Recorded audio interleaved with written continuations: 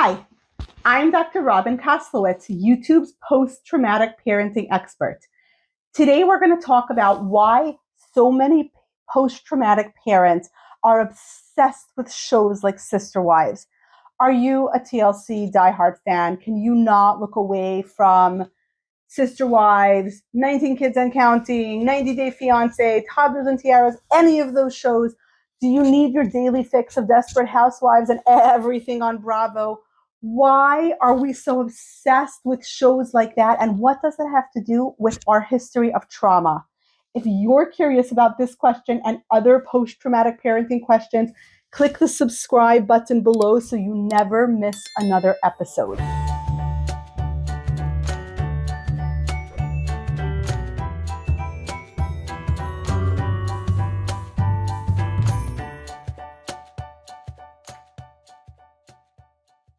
So let's understand what brings post-traumatic parents to being curious and watching shows on TLC. Really funny. I always think of TLC, so pretty much all of those shows, right? I always think of it as, it sounds so innocuous, right? TLC, Tender Loving Care, it sounds like. The Learning Channel sounds super educational. But what I think TLC should really stand for is the Looking Channel. Because the idea is, when you're a post-traumatic person, a lot of times we don't know what's normal in the world. Maybe our childhood we know was not that picture book childhood that we saw on sitcoms. It wasn't the childhood you might read about in B is for Betsy or in your early readers. You know something's off about your childhood. And now you sort of want a glimpse and an insight into the lives of other people to figure out how they do things, because you know how your family does things just is a little bit distorted.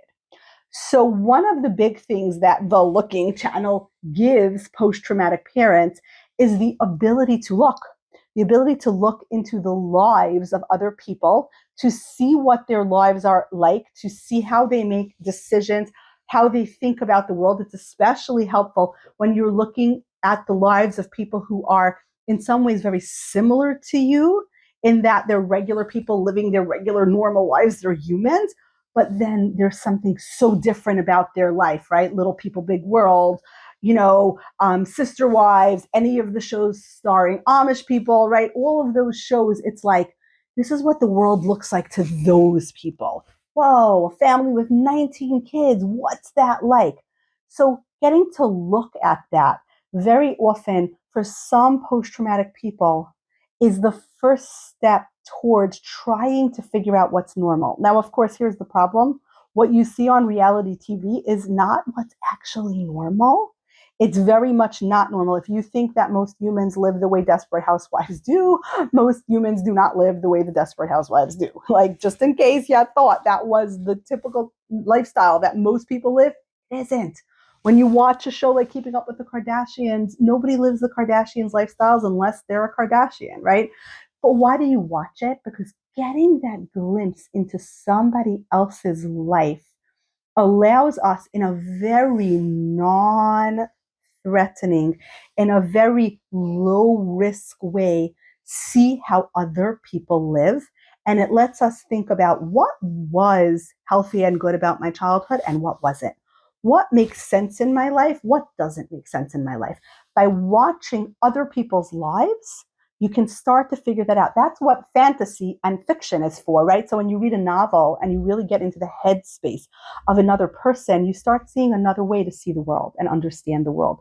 The best novelists are excellent psychologists, right? Because they really help us understand human nature and how others think and get into the mindset of another person. I think possibly the most talented authors are the people who can write about an anti-hero, someone who's not a very good person, but I can get into their head to the point where I get why they do the things they do. So very often we watch reality TV and we watch those anti-heroes, those villains of reality TV. We watch them because if we can understand them, we start feeling like we can understand the world and ourselves a little bit better. So that's one reason why post-traumatic parents are very attracted to reality TV. Another reason is sometimes we're exploring a concept within our own lives. Let's say we're exploring the concept of narcissism. Let's say we're exploring the concept of a toxic family. Let's say we're exploring the concept of sibling rivalry. We're exploring the concept of being different, of being bullied. So when we watch those things play out on a TV, and we certainly can see elements of narcissism and sister wives, again, not clinically diagnosing anyone. It's kind of, you don't need a PhD in psychology to see some elements there, right? So stop trying to act like I did something wrong for 20 years. So as we're watching that, it helps us vet our discernment about people in our own lives. Oh my gosh, that narcissistic phrase, that's what my uncle always used to say to me. Oh my goodness, the whole world is reacting to what that person said on TV and saying he was narcissistic. And my uncle used to say that to me all the time. That's what narcissism looks like. I am right. The way my uncle treated me was not correct. So it helps us explore these very often dark psychological traits, these difficult to deal with people in our lives, the narcissists, the bullies, the passive aggressive people, the people who pretend to be nice but then stab you in the back. It helps us recognize those patterns in our own lives so that when we look at the people in our own lives who are acting like a Desperate Housewives villain, who are talking so friendly to your face and then speaking about you behind your back and saying some very different stuff, right? A best friend who's going to betray you. And then we can look at those people in our own lives who possibly don't do that in such a flamboyant manner, but they do act with those patterns. We start to be able to discern and see those patterns. So for a lot of post-traumatic parents, it can be somewhat of a healing experience to watch a show where there's a character, because of course it's reality TV, it's not all that real. So to watch a show where there's somebody acting in a way, in a pattern that they recognize from their own childhood, and they can say, oh, that's what narcissism looks like. That's what passive aggressive bullying looks like. That's the kind of toxic frenemy that you want to stay away from. It's exactly how I felt in 5th grade. Of course, writ large, with gorgeous makeup and gorgeous hairstyles and all the stuff that comes along with reality TV. But that's what that pattern is. And it can be very healing and cathartic in small, tiny doses to watch something that reminds you of an experience you've been in so that you can unpack it. And sometimes it will bring up a memory of something that happened that you haven't thought about in a really long time, but it sort of sparks and triggers that memory that you can then bring up in therapy, that you can then journal about, that you can maybe discuss with a sibling, someone who lived that experience along with you. And it's easier to unpack it when we're analyzing the marriage of these two people online that we don't actually know, but we're hearing a lot about, than when we're talking about our own parents' marriage or when we're talking about our own experience with being bullied as a child. Sometimes we're still having the experience of talking about narcissistic abuse, but we're talking about their narcissistic abuse. But still, I feel gotten. I feel felt. Because as me and my friend talk about these people and what they're going through, and that could also be fantasy, right? I can watch a movie that never actually happened. But as I talk about the friendship between these characters and how they were frenemies and how it must have felt to have a friend who's so untrustworthy, I can process what that was like for me, but at a step removed.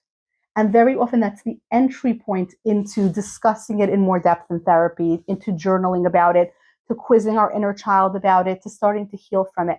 So I believe a lot of post-traumatic parents are attracted to reality TV because this is the first place where you can talk about some of these patterns in a very non-threatening way, because it's not about me. It's not even about them because they're just a character they pretend to play on TV, right?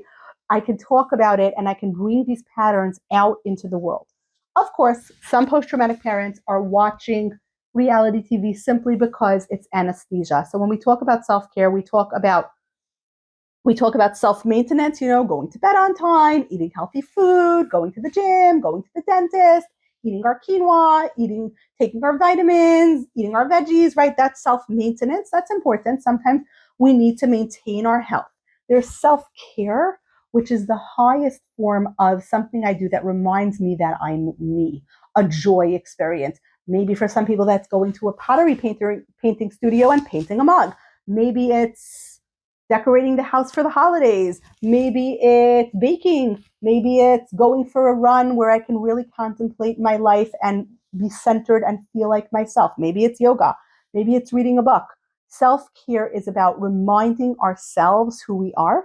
It's different from self-maintenance. Don't confuse the two. Eating healthy food is lovely. It's not self-care. It's self-maintenance. And then we sometimes have anesthesia. Anesthesia is something we do because life is too stressful right now and we need to numb the pain. Now, there's nothing wrong with anesthesia in small doses. I absolutely will celebrate any post-traumatic parent who says to me, my kids are being really stressful tonight, and I am going to act in accordance with my values, and I'm going to talk calmly. I'm going to allow them to have their big emotions. I'm not going to yell. I'm going to stick to the parenting values I said, but I'm promising myself that after they're in bed, I get 20 minutes on the couch with my obsession of choice, and I'm going to just numb out maybe with some cookies and my obsession of choice. Anesthesia is absolutely necessary in small doses sometimes. I don't want to undergo dental surgery without anesthesia. I'm not that tough, right? Sometimes we need our anesthesia, our reward, our off button for stress. It's not self-maintenance and it's not self-care. Don't confuse them. A lot of times people tell me, yeah, my self-care is every night after my kids go to sleep, it's Netflix and chill for an hour. That's not self-care. It's anesthesia. And sometimes anesthesia is super important, especially if knowing that an anesthesia is coming up, so now I can keep my cool and my calm with my kids. Oh, absolutely. I will celebrate that. In fact, I will tell you that your Netflix and chill earns you a medal of honor as a parent, because if that's what's keeping you from yelling at those kids an hour before, that's what's keeping you going through a very stressful, challenging, tedious bedtime routine, and you're staying calm and you're being present and you're being soothing and wonderful because you know that you're going to allow yourself that hour of, reality TV and chill, Netflix and chill, whatever. Absolutely. I will celebrate that all day long. You're wonderful. But anesthesia is not self-care and anesthesia is not self-maintenance. And when we're doing an anesthesia experience, pro tip, set a timer. And when the timer beeps, leave. Even if someone's about to yell at their best friend who they just found out betrayed them, shut the TV and go to bed. Because otherwise you can have anesthesia till 4 a.m. and not get enough sleep. And then that's going to be even worse when you're trying to parent with presence the next day. So anesthesia, sure, provided there's a time limit and a check and a balance. There are apps that will absolutely just simply shut your phone at a certain time. Do that. Because then you won't get caught in this vortex of anesthesia where you should be going to bed, but Netflix, but reality TV. So as long as you have a check and balance on it, anesthesia in small doses can be tremendously beneficial and helpful. I also think a lot of post-traumatic parents really like reality TV because it gives us something to talk about. So sometimes we want that instant bonding moment with another mom in the carpool line or another mom as we're waiting online to speak to a teacher at PTA.